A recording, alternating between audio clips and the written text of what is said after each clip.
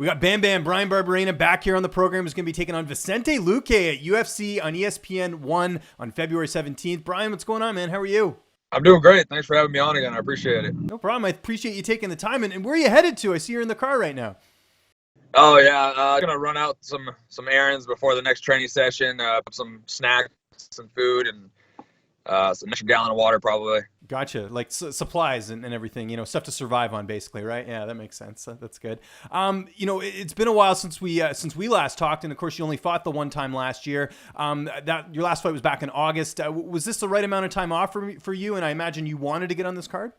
Yeah, actually I didn't want to get on this card. I actually would have liked to fight a little sooner. I would have liked to fight before Christmas. Some things didn't work out after the fight. So it just took a little longer to get a fight scheduled, and Phoenix, Atlanta, that's perfect. And so I'm excited to go back to Phoenix and put on a show for all my fans out there. We haven't even talked about that fight. You got that impressive win over Jake Ellenberger. Just very impressive. Was that win more monumental to you in your career than the Sage Northcutt win, or was that right up there? Because Ellenberger obviously he's a veteran. That was a really nice win on the resume.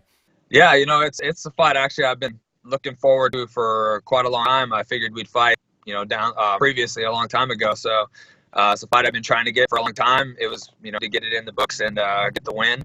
As far as it being as great as just for me, it was a lot different of a fight. And the camp and everything leading up to it was a lot different. So it was just, it was a special win for me.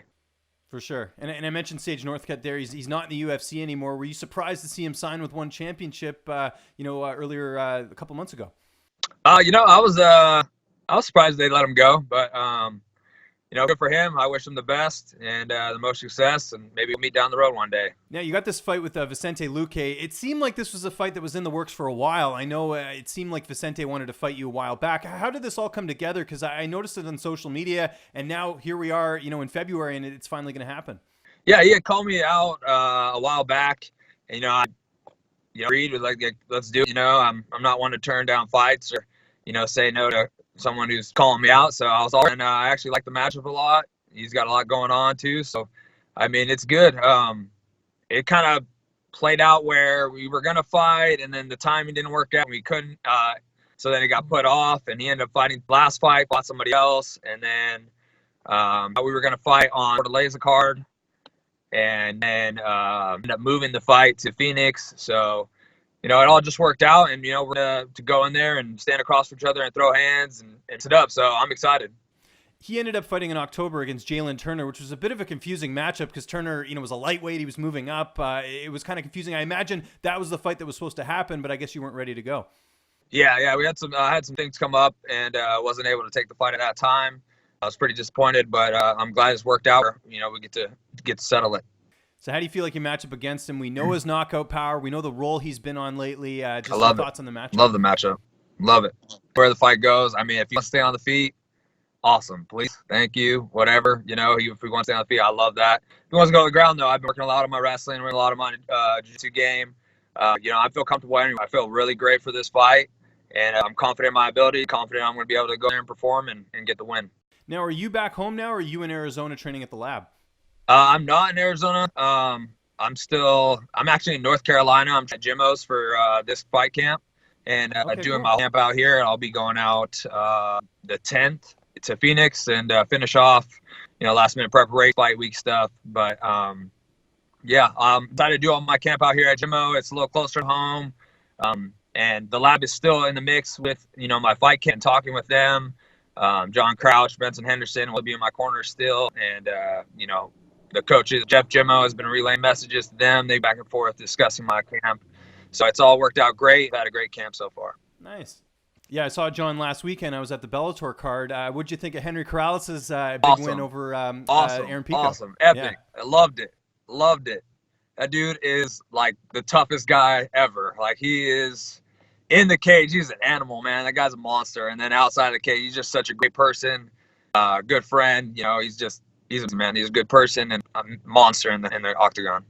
When that matchup was announced, did you expect him to finish him in the first round like he did? Because that was like really impressive. I think Henry obviously has experience, but getting a first round finish like that was pretty crazy. Yeah, I expected him to finish it. anywhere, whatever round, whatever thing. But I expected him to knock him out. You know, Henry's got crazy power. He has great stand up and he mixes it up well. And, you know, I expected him to get the knockout for sure. Now, you mentioned training closer to home. I imagine that's just with the family and everything. You don't have to, you're not away as long and everything. Was that part of the reason, or was it just, just, I guess, saves you some money as well, just to train closer to home? Definitely train, saves money, but, there's still expenses. I'm traveling. I come here during the week and then go home on the weekends. So I get to spend the weekends with the family.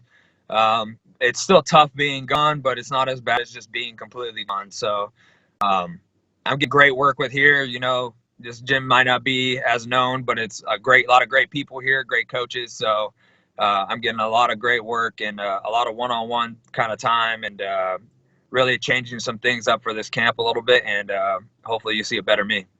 I was going to ask you while I got you here, what's the latest with your brother? Because I know he has a career outside of fighting, but is he going to get back in the cage anytime soon, or is the focus outside the cage right now? He's actually kind of trying to aid his focus more towards fighting now. He's able to make some time, especially on the off season of fire season and stuff. So he actually just moved down to Phoenix and is training at the lab right now. So hopefully he hopes to, make his game a lot better and learn from those guys and increase, his skills to get, back in the octagon and make a better performance. How about the weight cut? Is that process started already, even though this fight's a couple weeks away? Not really as far as like just cutting weight. I've been dieting, of course. Weight's coming down perfect.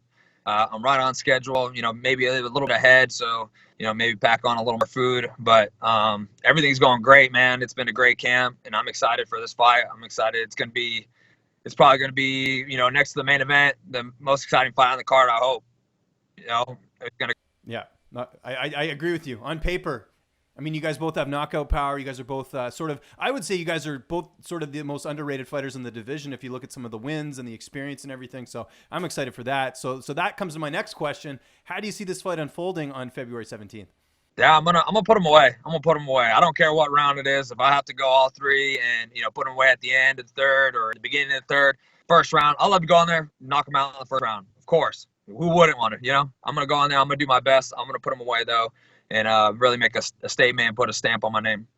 What's next for you after this fight? This would be a big win if you got it here. I imagine you'd get sort of a notable guy, in the top 15 to kind of build up the resume there. Yeah, definitely. I mean, I think this is a big start to the year, and get a win here would be awesome and, big for my career. So, I'll keep pushing after this. I'm, not look past him at all. I think he's a great competitor. He has a lot of great tools, tough guy.